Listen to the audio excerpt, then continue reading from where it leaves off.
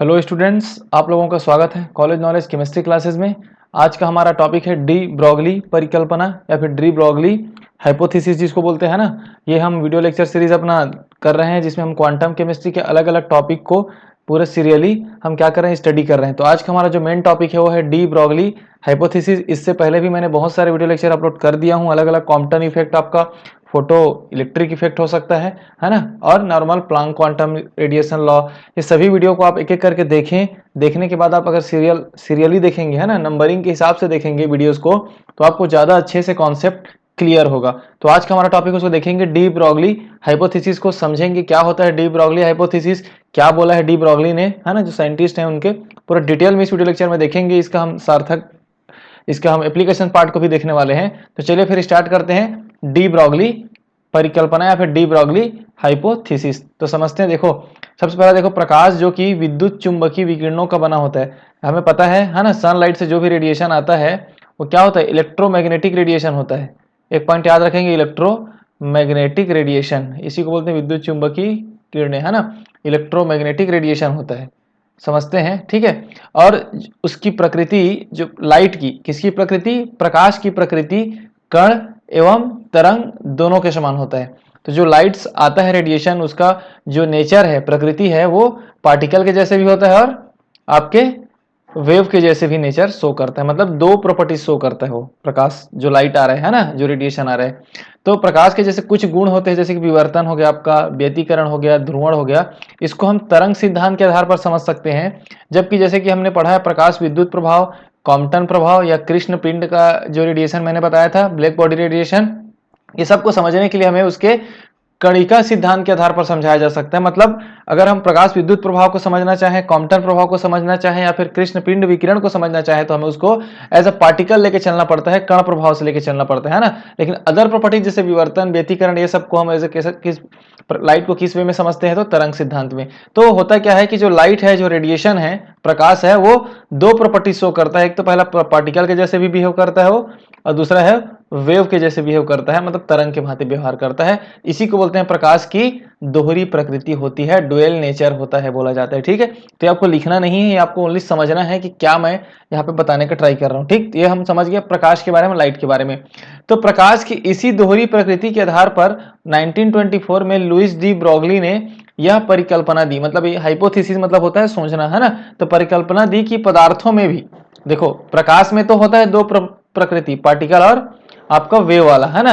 Same de Broglie ने क्या बोला कि पदार्थ में भी जो मेटर्स होते हैं उसमें भी प्रकाश के समान ही द्वैतीय प्रकृति होती है, डबल नेचर होता है, डुअल नेचर होता है। अर्थात प्रत्येक द्रव्य कण, अब देखो पदार्थ किससे बनेगा, मैटर किससे बनेगा। अगर मैटर की बात करेंगे तो मैटर बनेगा पार्टिकल से, मॉलिक्यूल से, एटम से, है ना। तो जो यहाँ पे पदार्थ है किससे बना है, बोले द्रव्य कण से बना है, मतलब स्मॉल स्मॉल पार्टिकल से बना है। उसमें भी तरंग के जैसे गुण पाए जाते हैं। क्योंकि देखो अगर पदार्थ है तो पदार्थ में तो जो पदार्थ बना किससे है, पार्टिकल से बना है। तो उसमें पहले से पार्टिकल नेचर तो है, वो हमें पता था। पदार्थों में या मेटर्स में पार्टिकल नेचर होता है, कण की भांति उसकी प्रकृति होती है, हमें पता था। बट डी ब्रोगली ने क्या बोला कि उसमें तरंग जैसे भी गुण पाए जाते हैं। तो द्रव्य कण से आप याद रखेंगे, द्रव्य कण मतलब हो गया पार्टिकल हमारा, या फिर पदार्थ हो गया, ऐसा समझ लेंगे, है ना। द्रव्य मतलब होता है पदार्थ ही होता है। तो पदार्थ में कण की प्रकृति तो था, लेकिन अब तरंग के जैसे गुण पाए जाते हैं। इसी को डी ब्रोगली के अनुसार अब क्या किया, द्रव्य कण बोल दिया, मतलब स्मॉल पार्टिकल में चले जाएंगे। अब तो स्मॉल पार्टिकल में क्या है, जैसे कि आपके इलेक्ट्रॉन, प्रोटॉन, परमाणु, अणु, मतलब इलेक्ट्रॉन, प्रोटॉन, एटम, मॉलिक्यूल्स, ये सब क्या है, स्मॉल पार्टिकल्स है। तो ये स्मॉल पार्टिकल्स में डी ब्रोगली के अनुसार इसमें भी दो प्रॉपर्टीज होते हैं। पहला तो ये पार्टिकल है, तो कण की प्रकृति तो है इसमें क्योंकि ये पार्टिकल्स हैं। बट उसका डी ब्रोगली के जो साइंटिस्ट उनके अनुसार बोला गया है कि इसमें एक तरंग भी पाया जाता है। इनके कणों के साथ साथ एक तरंग भी संबंध होता है, मतलब एक तरंग प्रॉपर्टीज भी इसमें पाया जाता है।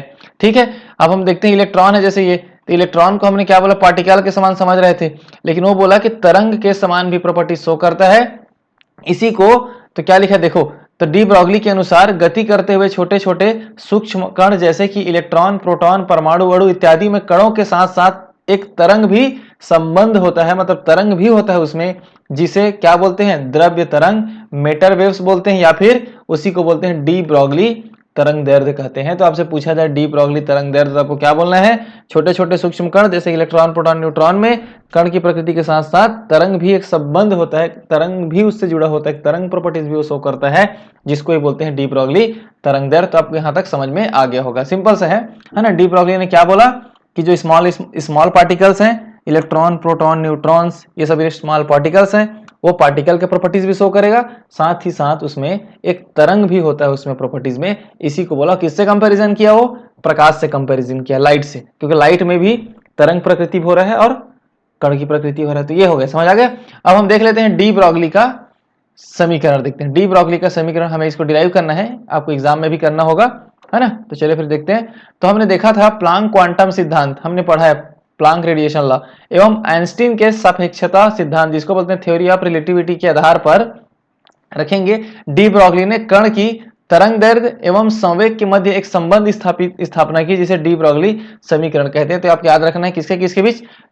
तरंग दैर्ध्य मतलब लैम्डा बोलते हैं उसको, है ना, तरंग दैर्ध्य, और संवेग मतलब होता है आपका पी से डिनोट करते हैं, पी मतलब संवेग होता है, या फिर मोमेंटम, क्या बोलते हैं इंग्लिश में? मोमेंटम, हिंदी में संवेग। तरंग दैर्ध्य इंग्लिश में क्या बोलेंगे? वेवलेंथ। वेवलेंथ और मोमेंटम के बीच में भी एक रिलेशन होता है, इसी रिलेशन को हमें क्या करना है? फाइंड करना है। यही कहलाता है डी ब्रोगली का समीकरण, लास्ट में निकालेंगे, आपको लिखना है, ठीक है। अब हम कुछ कुछ पॉइंट लिखते हैं। तो किसी कण की ऊर्जा को भी ठीक फोटोन की ऊर्जा की तरह माना जाता है। देखो मैं पहले भी बोला था, फोटोन क्या होता है? ऊर्जा के पैकेट्स होते हैं। अगर आपको नहीं समझ में आएगा तो आप क्या कर सकते हैं, वीडियो नंबर 2 को देख सकते हैं, जिसमें मैंने प्लांक रेडिएशन लॉ में मैंने बताया था कि जो रेडिएशन आता है ना, वो ऊर्जा के छोटे छोटे पैकेट्स के फॉर्म में आते हैं, तो उसको हम फोटॉन्स बोलते हैं। तो उस फोटॉन्स को एज हम क्या लेके चल रहे हैं? कण की ऊर्जा को फोटॉन भी मान के चल रहे हैं, मतलब जो कण की ऊर्जा है ना, जो पार्टिकल्स की एनर्जी है, उसको हम फोटॉन मान सकते हैं, क्योंकि फोटॉन भी एक एनर्जी है। तो पहला पॉइंट। दूसरा, अब देखो, अतः फोटॉन के प्लांक के क्वांटम सिद्धांत के अनुसार किसी कण की ऊर्जा, तो किसी भी पार्टिकल की ऊर्जा क्वांटम सिद्धांत के अनुसार हमने पढ़ा है E इज इक्वल टू होता है एच म्यू। ये तो मैं पहले भी बता चुका हूं, E is equal to h mu होता है, ये सबको पता है ना। किसी भी किसके इंसान? प्लांक के क्वांटम के। तो ई क्या है? ई आपका ऊर्जा है, एनर्जी है। क्या है? ई ऊर्जा या फिर एनर्जी है। एच क्या है आपका पता है? प्लांक कांस्टेंट है, प्लांक कांस्टेंट है, ये प्लांक स्थिरांक जिसको बोलेंगे आप, ठीक। और म्यू क्या है आपका? फ्रीक्वेंसी है। तो फ्रीक्वेंसी मतलब होता है आवृत्ति है। तो ये हो गया पहला इक्वेशन। पहला इक्वेशन समझ में आ गया आपको, है ना। किससे निकला ये प्लांक क्वांटम के सिद्धांत से। किसके लिए? उस पार्टिकल के लिए, कण के लिए, है ना। पार्टिकल का उसने बोला कि एनर्जी होता है प्लांक क्वांटम सिद्धांत के अनुसार E is equal to h mu, equation number 1। अब हम देख लेते हैं सापेक्षता सिद्धांत के अनुसार कौन दिया था? थ्योरी ऑफ रिलेटिविटी मैंने ऊपर में बोला, आइंस्टीन के अनुसार m द्रव्यमान वाले कोई कण की ऊर्जा कितना होगा? अगर किसी भी कण है, मान लो कोई एक कण है ना, इसमें इसका मास कितना है? इसका मास है m। तब साइंटिस्ट ने बताया ऊर्जा किसका कितना होता है? तो E इज इक्वल टू होता है एम सी स्क्वायर। किसने बताया? ये बताया आपका, इसको लिख देते हैं अच्छे से, है ना। क्या एनर्जी हो रहा है? E is equal to m c square. लिखते हैं यहाँ पर E is equal to m c square. ये हमारा हो गया इक्वेशन नंबर 2। M क्या है? द्रव्यमान है। किसका द्रव्यमान? कण का द्रव्यमान। पार्टिकल का मास है, मास ऑफ पार्टिकल है। C क्या है? वेलोसिटी ऑफ लाइट है। ये हम पढ़े हैं, है ना। आइंस्टीन की इक्वेशन हम पढ़ते हैं, E is equal to m c square हम पढ़ते हैं। तो आइंस्टीन भी क्या बोला है? उसी पार्टिकल की ऊर्जा की बात किया है, और प्लांक भी उसी पार्टिकल की ऊर्जा की बात किया है। दोनों के दोनों क्या है? पार्टिकल्स की ऊर्जा की बात किया है। इसलिए हम क्या कर सकते हैं? समीकरण 1 और समीकरण 2 को, या फिर इक्वेशन 1 और 2 से, इक्वेशन 1 और इक्वेशन 2 को इक्वल लिखेंगे, क्योंकि दोनों तरफ एनर्जी है। तो एनर्जी दोनों इक्वल कर देंगे तो क्या हो जाएगा? कैसे लिख सकते हैं? H mu is equal to लिख सकते हैं एम सी का स्क्वायर लिख सकते हैं। क्या लिख सकते हैं? H mu is equal to m c का स्क्वायर लिख सकते हैं। ठीक है, यहां तक क्लियर है सबको, क्योंकि दोनों इक्वेशन से लिख रहे हैं ना। अब हम जानते हैं कि C इज इक्वल टू होता है म्यू लेमडा। ठीक, C इज इक्वल टू क्या होता है? Mu lambda. मैं बता दूं यहाँ पर C क्या है, पर लिख देते हैं ना, speed of light, speed of light या फिर वेलोसिटी ऑफ लाइट बोलेंगे, प्रकाश का वेग है, वेलोसिटी ऑफ लाइट। क्या हिंदी में बोलेंगे तो? प्रकाश का वेग। याद रखेंगे। सी तो मैंने बता दिया हूं, द्रव्यमान है, मास ऑफ किसके द्रव्यमान है? तो कण का द्रव्यमान है। ई तो ऊर्जा है। ठीक, तो एक इक्वेशन होता है C is equal to mu lambda. तो म्यू इज इक्वल टू क्या लिख सकते हैं, सी बाई लेमडा लिख सकते हैं। तो इस इक्वेशन में, इक्वेशन नंबर 3 में आप म्यू की जगह क्या लिख देते हैं, सी लेमडा। तो सी बाई म्यू की जगह लिख दिए C by lambda is equal to क्या लिखेंगे, एम सी का स्क्वायर। बहुत आसान है। तो एक सी और एक सी कट जाएगा तो बचेगा क्या, एच बाई लेमडा और क्या बचे इधर एम, और एक सी बच गया आपका, है ना। तो क्या करेंगे, अब लेमडा इधर गया, एम सी इधर आ गया, तो कैसे लिख देंगे, एच बाई एम सी, ये लेमडा लिख सकते हैं। ये इक्वेशन हो गया एक। क्लियर है यहाँ तक। तो ये इक्वेशन आने के बाद एक पॉइंट और लिख सकते हैं, इसी को नॉर्मल वे में लिख रहा हूँ ना। कैसे लिख रहा हूँ, लेमडा को इस टाइप लिख रहा हूँ, बस l lambda is equal to m c, इस फॉर्म में लिखा जाता है, इसलिए मैंने इसको इस फॉर्म में लिख दिया है। तो lambda is equal to H by M C आ गया। अब हमें एक पॉइंट आप याद रखो यहाँ पे, है ना। क्या पॉइंट याद रखोगे, आपको याद ये रखना है कि ये हमारा इक्वेशन नंबर मान लो 4th है, समीकरण 4th 3rd तक था। तो आपको ये पॉइंट याद रखना है कि जैसे प्रकाश भी क्या है, एक कण है। मैं बोला ना, प्रकाश लाइट को भी दो प्रॉपर्टी शो करता है और पार्टिकल भी दो प्रॉपर्टी शो करता है, इलेक्ट्रॉन प्रोटॉन न्यूट्रॉन। तो अगर मैं मान लो प्रकाश को मानता हूं कि वेव वाला प्रॉपर्टी शो कर रहा है, तरंग की भांति उसका वेव शो कर रहा है, तो उसका तरंग की भांति अगर तरंग के जैसे नेचर है वो शो कर रहा है, कौन, प्रकाश। समझते हैं, जो प्रकाश है, लाइट है, वो किस टाइप से शो कर रहा है, तरंग, तरंग प्रकृति शो कर रहा है। तो उसका वेग क्या है, उसका वेग c है। लेकिन प्रोटॉन, अब क्या है, इलेक्ट्रॉन भी आपका, तो इसमें क्या लिखेंगे, इलेक्ट्रॉन भी आपका या फिर जो सूक्ष्म पार्टिकल्स हैं वो भी क्या, तरंग की प्रॉपर्टी शो कर रहा है। तो हम इसको क्या लिख सकते हैं, इसका वेलोसिटी क्या है, इसका वेलोसिटी को v लिखते हैं, v। ठीक है, यहाँ पे जो है वो म्यू है, म्यू क्या होता है, आवृत्ति होता है, लेकिन v क्या होता है, वो वेलोसिटी होता है। तो यहां पर यह बोला जा रहा है कि समीकरण 4 में c को v से प्रतिस्थापित किया जा सकता है, क्योंकि कण की प्रकृति तरंग जैसी होती है, क्योंकि जो पार्टिकल्स भी है ना, वो भी तरंग के जैसे प्रॉपर्टी शो करता है। समझें इसको। हम क्या करने वाले हैं, देखो लेमडा इज इक्वल टू लिखने वाले हैं एच बाई एम वी लिखेंगे, ये हमारा फाइनल एक्सप्रेशन है। तो इस इक्वेशन में हम क्या कर रहे हैं, c को v से प्रतिस्थापित कर दे रहे हैं। क्या कर रहे हैं, प्रतिस्थापित मतलब चेंज कर दे रहे हैं। रीजन क्यों ऐसा कर रहे हैं ये मैं बताना चाह रहा हूं, क्योंकि ये c जो है ना, ये किसका है, ये अभी बोला प्रकाश का वेग है ये, तो प्रकाश का प्रॉपर्टीज कैसा होता है, तरंग के जैसे होता है, वेव्स के जैसे होता है। तो हमने तो बोला कि अभी सूक्ष्म कण जो है ना, क्योंकि कण की जो प्रकृति भी तरंग जैसी होती है, मतलब दोनों सेम हो गया, आपका लाइट भी सेम हो गया और आपका पार्टिकल भी सेम हो गया, जो सूक्ष्म कण है, जो पदार्थ है, वो भी सेम हो गया। क्योंकि डी ब्रॉगली ने क्या किया है, उसी लाइट का जो एप्लीकेशन है, जो प्रकाश की दोहरी प्रकृति होती है, उसी दोहरी प्रकृति को हमने क्या बोला था, वो पार्टिकल्स में भी लगा दिया है। तो दोनों इक्वल हो गए। तो प्रकाश के जो c है, मतलब प्रकाश के जो वेग है c, वो कण के वेग v के इक्वल हो जाएगा। तो इस पॉइंट को याद रखेंगे, है ना। तो c इज इक्वल टू क्या है, v, याद रखें v है ये आपको, ये म्यू नहीं है। म्यू रहने से क्या होगा, आवृत्ति है, एक बार अच्छे से फिर लिख देता हूं, और v रहने से ये वेग है। ठीक, तो हमने क्या किया है, क्या लिखेंगे इसमें, कैसे लिखेंगे, c को प्रतिस्थापित किया जाता है, क्योंकि देखो, क्योंकि लिखेंगे, है ना, क्योंकि कण की प्रकृति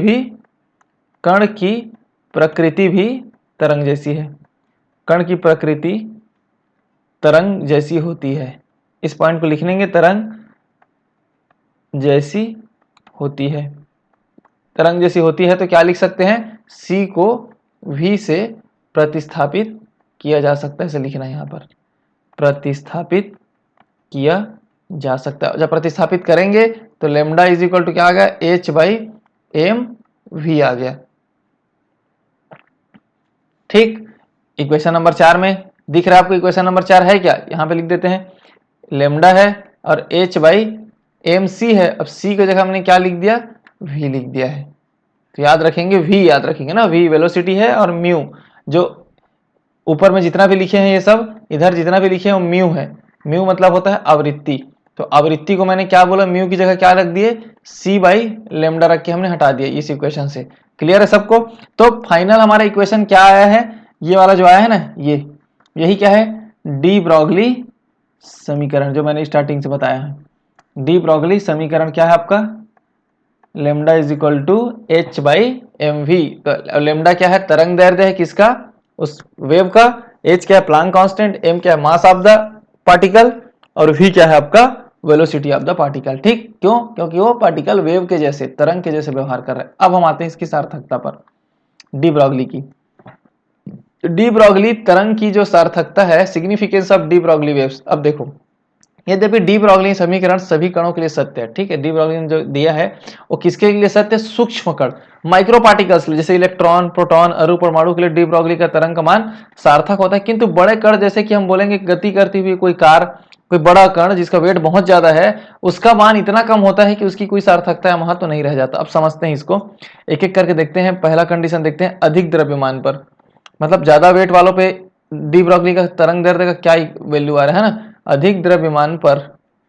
ठीक, तो क्या होगा इसमें, अधिक द्रव्यमान होने पर या अधिक द्रव्यमान पर, मान लेते हैं कोई भी कार है, कार का अगर मास कितना है, कार का मास 1000 किलोग्राम है। कितना है? 1000 किलोग्राम है। और उसका स्पीड क्या है? वी स्पीड क्या है उसका? स्पीड वी है उसका 100 किलोमीटर प्रति घंटे की प्रति आवर्स, है ना, किलोमीटर प्रति आवर्स की स्पीड से चल रहा है। तो इसके डी ब्रॉगली अगर वेवलेंथ निकालेंगे तो क्या लिखेंगे? तो h बाई क्या है? mv।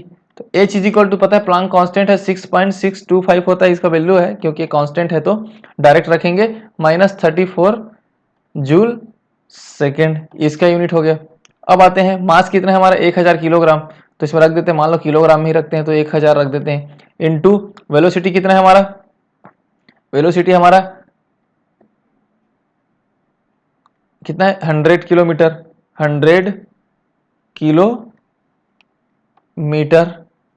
पर आवर ये है। देखो अब इसको हम क्या करेंगे, पर आवर को हम सेकंड में कन्वर्ट करना पड़ेगा, है ना, मीटर पर सेकंड के फॉर्म में यूनिट में रखते हैं।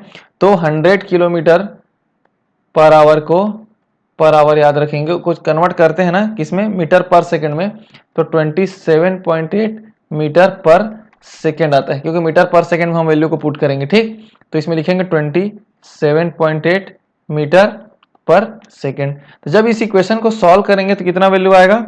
ये वैल्यू आएगा 2.4 into 10 to the power -38 metre.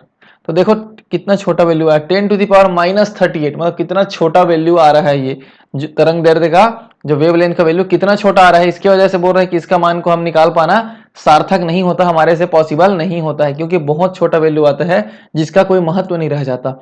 लेकिन अगर इसी को हम किसी सूक्ष्म कण की बात करें, प्रोटॉन, इलेक्ट्रॉन की बात कर लें, है ना, कम द्रव्यमान पर, जिसको लिखते हैं कम द्रव्यमान होने पर या कम द्रव्यमान पर कैलकुलेट करें, इलेक्ट्रॉन को काट देते हैं, लेकिन मास हम इलेक्ट्रॉन का मान के चलेंगे। ठीक है, हम कैलकुलेट करें नॉर्मल, समझ रहे हैं दोनों में डिफरेंस। तो जैसे मास ऑफ इलेक्ट्रॉन होता है 9.1 10 टू दी पावर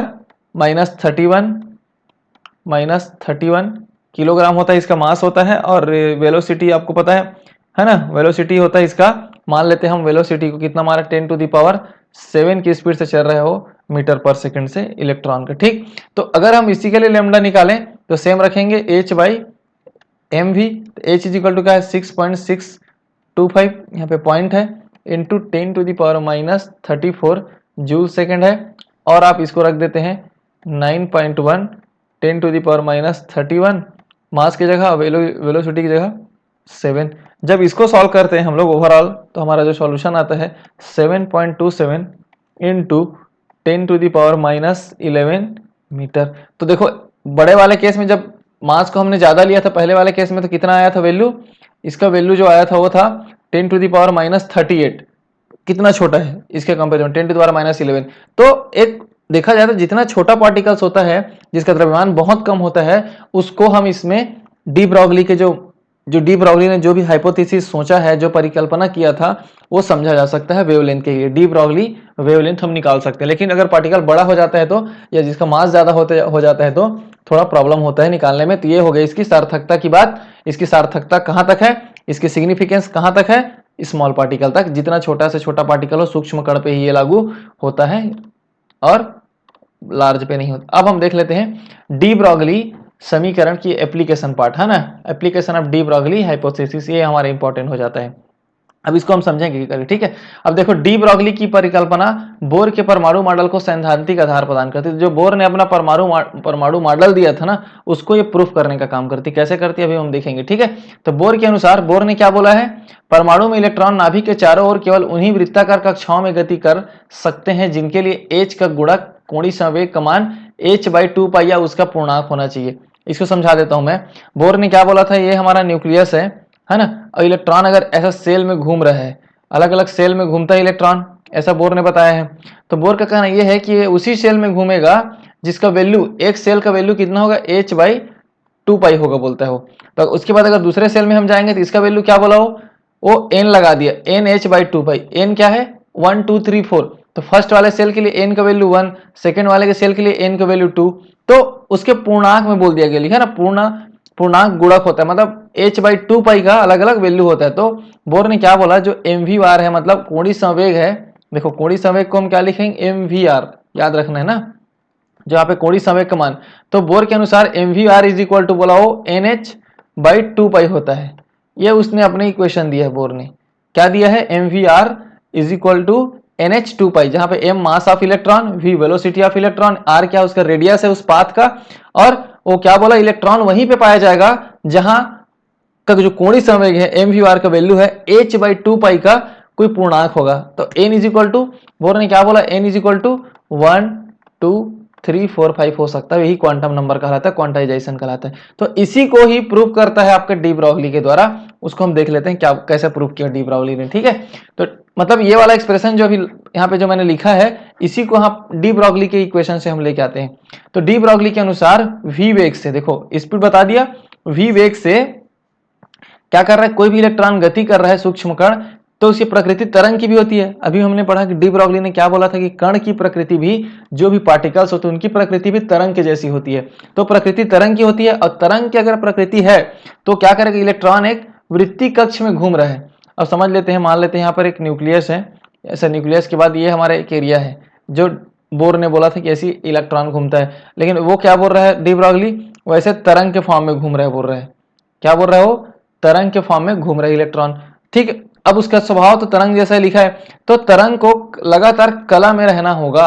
अब देखो तरंग है, मतलब इसका मतलब ये नहीं है कि, जैसे मान लेते हैं यहाँ पर भी ड्रॉ कर देते हैं, यहाँ पर न्यूक्लियस है, यहाँ पर अगर रेडियस है ये, तो तरंग है तो उसको इधर इधर ऐसे रैंडम नहीं जा सकता, कुछ भी एरिया में नहीं जाएगा वो एक सिस्टमेटिक होगा। कैसे सिस्टमेटिक होगा, तो अगर ये इसी एरिया में घूम रहा है तो उसको एक फेज में होना है, फेज में होना मतलब इसी के आसपास ही एक एरिया में घूमते रहना है, इस टाइप से बोला हो, मतलब कुछ भी रैंडम नहीं घूमेगा। इस वाले केस में क्या, रैंडम इलेक्ट्रॉन कहीं भी नहीं जाएगा, कुछ लिमिट है, उसको भी कुछ एक एरिया में रहना है, एक फेज में रहना है, उसको बोलते हैं कला।